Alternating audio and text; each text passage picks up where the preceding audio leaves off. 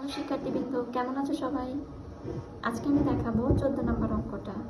14 নম্বর অঙ্কের প্রশ্নটা হচ্ছে, প্রমাণ করো যে x to the power a divided by x to the power b whole 1 by ab into x to the power b by c whole 1 by bc into x to the power c divided by x to the power a whole 1 by ca equal 1।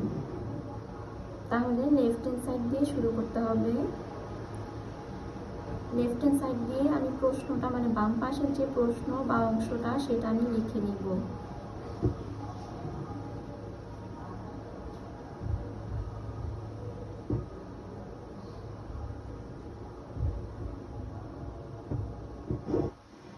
এই হচ্ছে আমার বাম পক্ষ।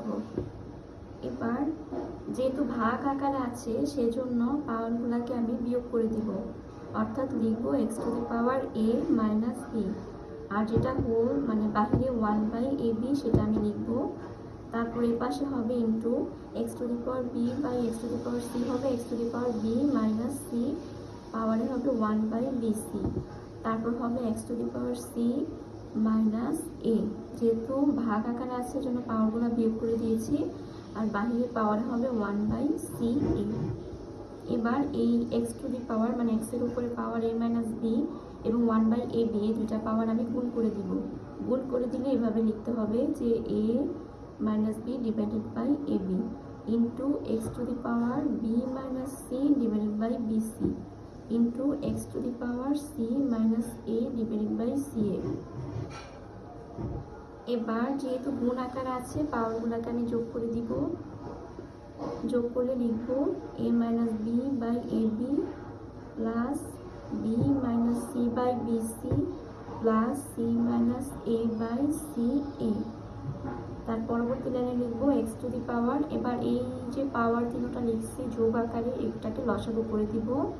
লসাগু করে calculation করব। লসাগু করলে নিচে হবে এ বি সি, আর উপরে মানে এখানে হবে সি থাকবে, সি এর সাথে এ মাইনাস বি গুণ হয়ে যাবে, গুণ হলে হবে a c minus bc plus এখানে এ বিসিকে বিসি দ্বারা ভাগ করলে এ থাকবে, এ এর সাথে বি মাইনাস সি গুণ করব, এ এর সাথে বি মাইনাস সি গুণ করলে হবে A B minus A C. সেমভাবে এখানে থাকবে হচ্ছে বি, বি এর সাথে সি মাইনাস এ গুণ দিব, তাহলে বিসি মাইনাস এ বি হবে। এবার এসি এসি কাটা যাবে, minus bc plus bc plus ab minus ab কাটা যাবে, অর্থাৎ সব কিছুই কাটাকাটি চলে গেছে। তাহলে উপরে থাকবে 0 আর নিচে এ বি সি।